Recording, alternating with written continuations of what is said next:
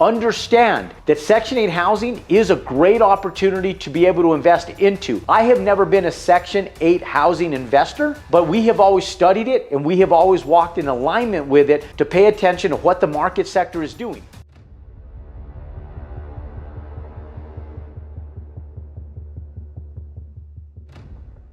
Affordable housing is Section 8 housing. Right now, more than ever, the United States is suffering its bandwidth of affordability on housing and rooftop to keep home buyers buying and to keep renters leasing.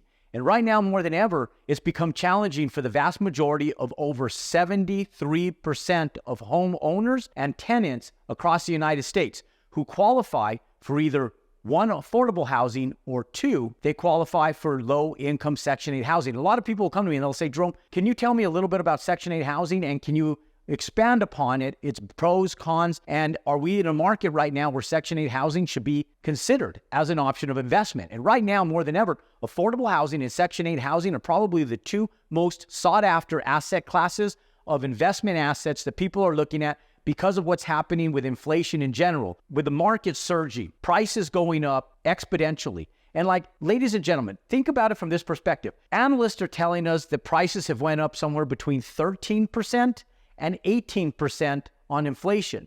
Now, I know on the vast majority of certain things, that may be the case, but when you go to the store and you buy a loaf of Wonder Bread that was selling for $1.89 just 3 years ago, and now that same loaf of bread is $4, that's 100% inflation in just the last few years. If you go to the store and where you used to be able to buy a box of cereal for $2.99, and now that same box of cereal is $6, ladies and gentlemen, that's inflation, and that's a 100% inflation on certain items. And we're all seeing it, living it, and witnessing it. And not only are we seeing it in commodities and at the grocery store, but we're seeing it with rooftops, apartments, single-family homes. And ladies and gentlemen, what I was told a long time ago is you find problems. And if you find a solution to that problem and you capitalize on it, you'll amass fortune. And so as investors, real estate professionals that I know you are if you're following our content and listening to this video right now, understand that Section 8 housing is a great opportunity to be able to invest into. I have never been a Section 8 housing investor, but we have always studied it and we have always walked in alignment with it to pay attention to what the market sector is doing, especially right now when affordable housing is on the forefront of one of the largest mass needs for the U.S. population. So as we continue moving forward, people ask, Jerome, where is the end to this? When will homes become more affordable? So you can watch this yourself. You can go to the National Association of Realtors and take a look at how many homes are on the market nationwide. When we hit 6 million homes listed at any given time across the United States, that means we're in an even market. It's not a buyer's market. It's not a seller's market. When we teeter-totter over the 6 million listed homes across the United States, and we're at 7 million, 7.5 million, that's when it's a buyer's market. The problem is right now, we are stabilized at about 3 million homes on the market nationwide. And so long as we are under that 6%, that 6 million homes that are on the market, and we're only there half thereof, we aren't even surging close to what we need to even find an even market balance. So in the foreseen future, no analyst and we ourselves can depict when affordability is actually going to plateau. All we know is that right now there's mass opportunity in affordable housing. Now here's what the Section 8 housing market looks like. A lot of people are afraid of it. Municipalities a lot of time get pushback from homeowners because of it, and they want to put low income and affordable housing in the back corner behind a building where nobody else can see it. But because of the rising needs, the vast majority of the United States, they are embracing the fact that affordable housing, not only for them, but for their kids, is sought after and now more so than ever needed. So watch, listen up, affordable housing and Section 8. Here's the pros to Section 8 housing. Ladies and gentlemen, there's what's called Section 8 housing choice vouchers, okay? So as an investor and developer, you can study this. You can find out what the Section 8 housing choice vouchers do for Section 8 housing individuals. There is a surge of applications for Section 8 housing right now, more so than ever over the last 30 years. because in the last 27 to 30 years, we haven't had inflation like we've seen in the last 2 years. So listen, if you go in and you look at Section 8 housing choice vouchers, here's a few pros in Section 8 housing to educate yourself on the difference between normal tenancy and Section 8 housing that most people don't realize. In normal housing, even affordable housing, one, you end up getting tenants with guaranteed paid rent. So you get a big fat G for guaranteed paid rent on Section 8 housing. To the traditional tenants in traditional multifamily, you have the base rent of market value.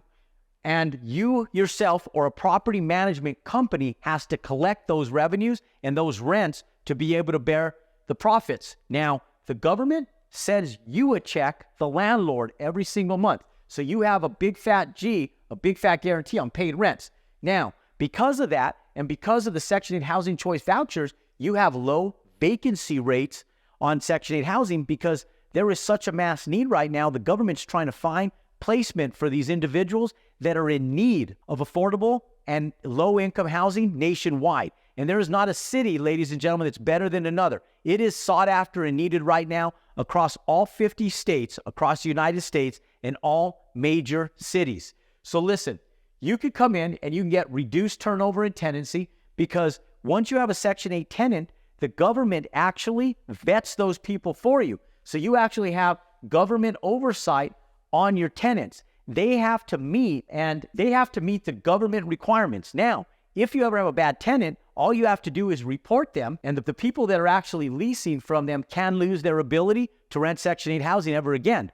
Also, the federal government, if they damage your home, will back it up and take care of some of the damages. Now, there's a little gray area in there, so I don't want to make you believe that if they put holes in your wall, urinate on your carpets, that the federal government's going to replace them for you. Just understand that they do hold their tenants responsible, and there is a means of being able to recapture damages from bad tenants, okay? But it is a process involved in it, as you know, there is with every governmental agency, okay? So reduce tenant turnover.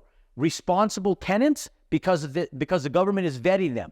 Now, that doesn't mean that all of them are responsible, but because they are being vetted by the federal government and your property management company, a lot of times you get a lot better, more responsible tenants. And you're also making a positive social impact right now. And that's what cities and municipalities love most about affordable and low-income housing, is that right now, more so than ever, cities understand the problem with homelessness and affordability. So they are embracing, for the first time in history, the ability for developers, builders, and investors, just like you and just like I, to go into a city and be able to propose either affordable or low-income housing that you can profit from long-term. And as long as we live on this green earth, ladies and gentlemen, there is going to be a need for low-income and for affordable housing. Don't think that tomorrow it's just going to end. I believe that we have at least a decade, if as a nation, we do everything absolutely perfect to fix affordable housing. The problem is, what are you doing? What is your neighbor doing? What is our federal government really doing? And what are the large corporations doing to really solve this problem? Now, you can either be a part of the problem or part of the solution. My choice is to be a part of the solution and to profit from the solution.